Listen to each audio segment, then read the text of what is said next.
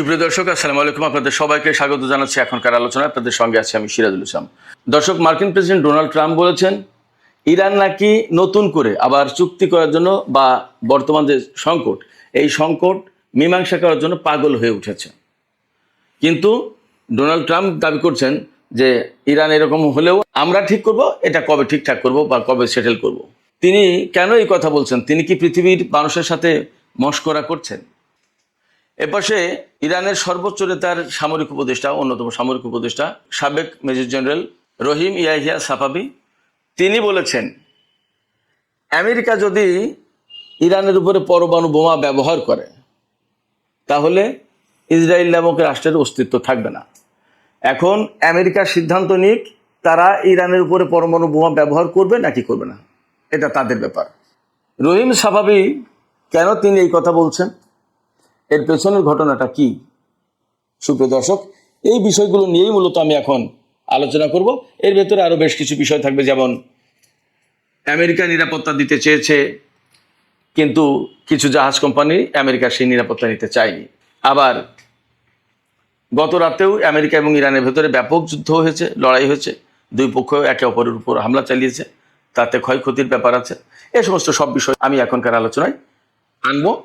আশা করি আপনারা শেষ পর্যন্ত সঙ্গে থাকবেন, আর ভিডিও ভালো লাগলে লাইক কমেন্ট শেয়ার করবেন এবং চ্যানেলটি সাবস্ক্রাইব করে সাথেই থাকবেন।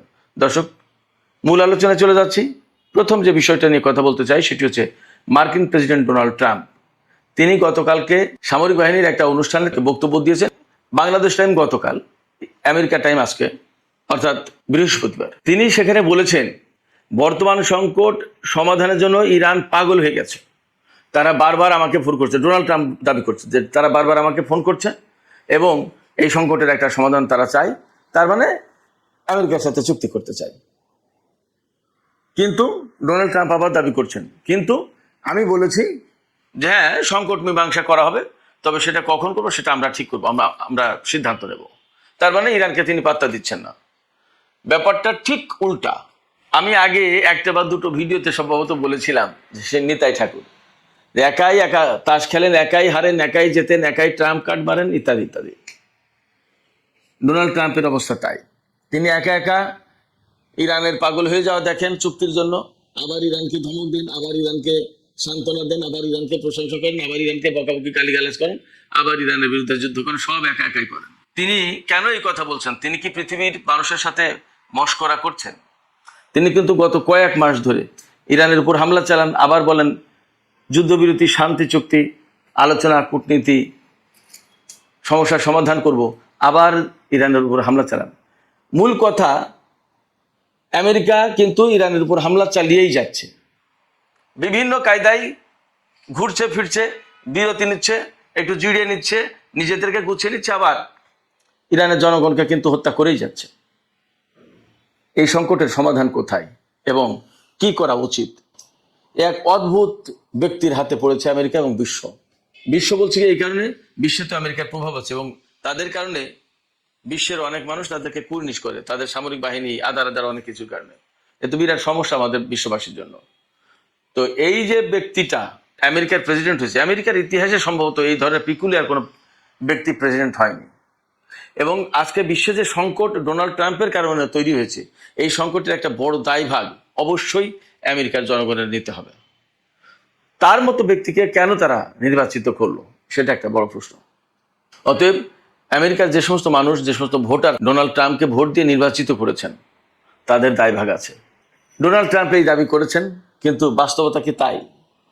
বাস্তবতা হয়েছে ইরানের পক্ষ থেকে পরিষ্কার করে বলা হয়েছে যে তিনি শুধুমাত্র মিথ্যা কথা বলছেন, আমেরিকার সাথে এই ধরনের কোনো আলোচনা নেই, বরং ইরানের সব স্তর থেকে, ইরানের প্রেসিডেন্ট, প্রধান বিচারপতি, সংসদের স্পিকার, মন্ত্রী পরিষদের লোকজন, আরো যত জায়গা থেকে কথা বলার বিষয় আছে বা কথা বলছে, তার সব জায়গা থেকে বলা হচ্ছে আমেরিকা যেহেতু ইসলামাবাদ সমঝোতা স্মারককে সম্মান করেনি, লঙ্ঘন করেছে, অতএব ইরানের পক্ষ থেকে এটা মানার আর কোনো, অনুসরণ করার কোনো প্রয়োজন নেই, এটা বাদ, একদম চূড়ান্ত ঘোষণা।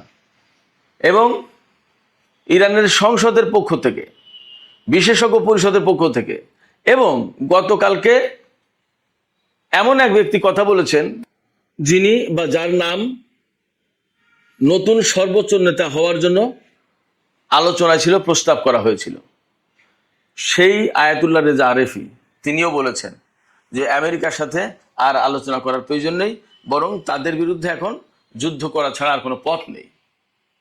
আর আমি তো সবসময় বলি যে ইরান, ইসরায়েল এবং আমেরিকার মধ্যে যে আদর্শগত দ্বন্দ্ব, এটা তো শুধুমাত্র সামরিক দ্বন্দ্ব বা রাজনৈতিক দ্বন্দ্ব তা না, স্বার্থের দ্বন্দ্ব তা না, এটা আদর্শগত দ্বন্দ্ব। এই আদর্শগত দ্বন্দ্ব এর মীমাংসা তো এইভাবে ডিপ্লোম্যাটিক ওয়েতে আলোচনার মাধ্যমে হবে না। এর চূড়ান্ত মীমাংসা অবধারিতভাবে সামরিক উপায় হবে। তা সে ইরান হারুক আর ইরান জিতুক, আমেরিকা হারুক আর আমেরিকা জিতুক, যাই হোক না কেন, সামরিক সংঘাত চূড়ান্ত একটা সামরিক সংঘাত হবেই, হওয়ার কথা। আমরা প্রত্যাশা করি এমন না হোক, কিন্তু পরিস্থিতি যা, তাতে এর বাইরে যাওয়ার কোনো সুযোগ আসলে নেই। তো এই পরিস্থিতিতে ডোনাল্ড ট্রাম্প যা বলছেন তা আসলে মোটেই বাস্তবতার সাথে মিলছে না। ডোনাল্ড ট্রাম্প বলছেন যে চলমান সংকট মীমাংসা করার জন্য ইরান পাগল হয়ে গেছে এবং তারা বারবার আমাকে ফোন করছে, কিন্তু আমি বলছি সেটা আমরা পরে দেখব। কিন্তু বাস্তবতা হচ্ছে ইরান ওই আলোচনার দিকে আর যেতেই চায় না। আগের বারই তো আমরা সবাই জানি, বিশ্ববাসী, ইরানের মন্ত্রী মিনিস্টার কর্মকর্তারা তারা তো কেউ আমেরিকার সাথে আলোচনার টেবিলে বসতে চায়নি। সেখানে তুরস্ক, মিশর, সৌদি আরব, কাতার, পাকিস্তান, অনেক দেশ ইরানকে রাজি করিয়েছে যে না, বসে সংকটের সমাধান করা যায়। কিন্তু ইরান বলেছিল কি, আমরা আমেরিকাকে চিনি, তারা কথা রাখবে না, আলোচনার টেবিলে যাব, তারা একটু ফুরসত পাবে, তারা নিজেদেরকে গুছিয়ে নেবে, আবার আমাদের বিরুদ্ধে যুদ্ধ শুরু করবে। এই যে ইসলামাবাদ যে সমঝোতা স্মারক, তার 1 নম্বর কথা ছিল কি, ইরান এবং লেবানন সহ মধ্যপ্রাচ্যের সব ফ্রন্টে যুদ্ধ বন্ধ করতে হবে স্থায়ীভাবে, এবং সেইটা মেনে নিয়েছে। সেইটা মেনে নিয়ে সেই সমঝোতা স্মারকে সই করেছে। তার কয়েকদিন যেতে পারলো না, অমনি আমেরিকা হামলা চালালো। অতএব আমেরিকার সাথে চুক্তি করে, বিশেষ করে ডোনাল্ড ট্রাম্পের সাথে ইরান যে কিছু করতে পারবে না, এটা ইরানের কর্মকর্তারা খুব পরিষ্কার বুঝে গেছে। এবং তারা জানে আমেরিকা শুধুমাত্র, ডোনাল্ড ট্রাম্প শুধুমাত্র বা তার প্রশাসনের লোকজন শুধুমাত্র এই কারণে চুক্তির কথা বলে, আপাতত পরিস্থিতি সামাল দেয়া, যখন একটু জোট হয়ে যাবে, সুবিধা পাবে, অমনি আবার তারা শুরু করবে। ডোনাল্ড ট্রাম্প এক এক সময় এক এক কথা বলেন, এবং এই যে মীমাংসার কথা যখন বলছেন, তার আগে, তার আড়ালে কিন্তু তিনি পরমাণু হামলার হুমকি দিয়েছেন ইরানের উপরে। এবং তার প্রেক্ষাপটে ইরানের সর্বোচ্চ নেতার সামরিক উপদেষ্টা মেজর জেনারেল ইয়াহিয়া রহিম সাফাবি, তিনি বলছেন যে আমেরিকা ইরানের উপরে পরমাণু হামলা চালাবে কি চালাবে না, সেটা তাদেরকে ঠিক করতে হবে। ইরান অনেক বড় দেশ, 2-1টা পরমাণু বোমায় ইরানকে ধ্বংস করে দেওয়া যাবে তা কিন্তু না। কিন্তু ইরান যদি পরমাণু হামলার শিকার হয়, তাহলে তাৎক্ষণিকভাবে ইসরায়েলকে একেবারে ধ্বংস করে ফেলা হবে। ইসরায়েলের অস্তিত্ব থাকবে না, ইসরায়েলের অস্তিত্ব মুছে দেওয়া হবে। তো ইসরায়েলের অস্তিত্ব মুছে দেওয়ার যে বিষয়টা, আমেরিকাকে জানতে হবে যে ইরান এটা করবে। এই অবস্থায় আমেরিকাকে সিদ্ধান্ত নিতে হবে তারা ইরানের উপরে পরমাণু বোমা হামলা চালাবে নাকি চালাবে না। এটা তাদের ব্যাপার, এটা ইরানের ব্যাপার না। এটা তারা সিদ্ধান্ত নিক, আমরা আমাদের সিদ্ধান্ত নেব। তো এইরকম একটা প্রেক্ষাপটে মধ্যপ্রাচ্য, আমেরিকা এবং ইরানের অবস্থান, আসলে আমেরিকা ইরানকে নিয়ে ভারী গ্যাড়া কলে পড়ে গেছে, না পারছে ছাড়তে, না পারছে গিলতে।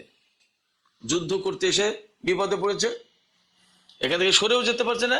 কূটনীতির মাধ্যমে সমাধানের পথে সেখানে ইরান জিতবে, যুদ্ধ করতে গেলেও আমেরিকার নিশ্চিত করে দেয়। সুপ্রিয় দর্শক, এবার একটু যুদ্ধের আপডেট জানাই। গত রাতে ইরান এবং আমেরিকার মধ্যে বড় রকমের সংঘর্ষ হয়েছে। আমেরিকা ইরানের বিভিন্ন সামরিক ঘাঁটিতে বা বিভিন্ন অবস্থানে হামলা চালিয়েছে।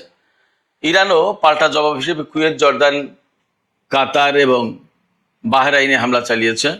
দুই পক্ষই বেশ বড় রকমের পাল্টা হামলা চালিয়েছে, এবং আমরা আসলে দেখছি যে টুকটাক করে যুদ্ধ হচ্ছে, কিন্তু বাস্তবতা হচ্ছে একদম টুকটাক করে যুদ্ধ হচ্ছে না, বেশ বড় বড় হামলাই চালাচ্ছে। এবং ইরান, আমি যা দেখতে পাচ্ছি বা যা শুনতে পাচ্ছি, জানতে পারছি, তাতে ইরান মার্কিন ঘাঁটিগুলোকে একদম টোটালি ডিসম্যান্টেল করে দেওয়ার চেষ্টা করছে। মানে এখান থেকে আর আমেরিকার সামরিক বাহিনী যাতে কোনো অভিযান চালাতে না পারে সেই চেষ্টা করছে। এর জন্য সময় তো লাগে, সেই সময় লাগছে, কারণ একটা দেশে তো একটা ঘাঁটি না, আবার একটা ঘাঁটি যে ছোটখাটো একটা দুটো বিল্ডিং এর ভিতরে সীমাবদ্ধ তা তো না, অনেক বড় স্থাপনা, অনেক বড় কিছু। আবার এই যে মাঝখানে যে যুদ্ধবিরতি গেল, সেই সমস্ত সময় অনেক কিছু আবার ঠিকঠাক করে ফেলতে পেরেছে। তার মানে ইরানকে আবার অনেকটা নতুন করে যুদ্ধ শুরু করতে হলো। এই অবস্থায় আমেরিকা এবং ইরানের মধ্যে বড় রকমের সংঘর্ষ চলছে এবং এর থেকে আরো বড় কিছু ঘটে যেতে পারে, আমার কাছে এমনও মনে হচ্ছে। এদিকে আরেকটি গুরুত্বপূর্ণ খবর আছে। সৌদি আরবের পত্রিকা আল আরাবিয়া পত্রিকা খবর দিয়েছে যে আমেরিকা বেশ কিছু জাহাজ কোম্পানিকে নিরাপত্তা দিতে চেয়েছিল, তারা নিরাপত্তা দিয়ে হরমুজ প্রণালী পার করে আনবে, কিন্তু তারা রাজি হয়নি, কেউ আমেরিকার নিরাপত্তা নিতে রাজি হয়নি। তারা বলেছে যে তোমরা নিরাপত্তা দেওয়ার পরেও ইরান বেশ কয়েকটা জাহাজে হামলা চালিয়েছে এবং দু একটা জাহাজ ডুবেও গেছে, ফলে আমরা জাহাজ তোমাদের নিরাপত্তায় চালাবো না। তার মানে মার্কিন নিরাপত্তায় হরমুজ প্রণালী পার হতে চায়নি। এটা একটা বিগ ডেভেলপমেন্ট। আমেরিকাকে ডিনাই করা খুব বড় ব্যাপার। সুপ্রিয় দর্শক, এখনকার আলোচনা আমি এখানে শেষ করতে চাই, আজকে খুব লম্বা করব না। আশা করি আলোচনাটা ভালো লেগেছে।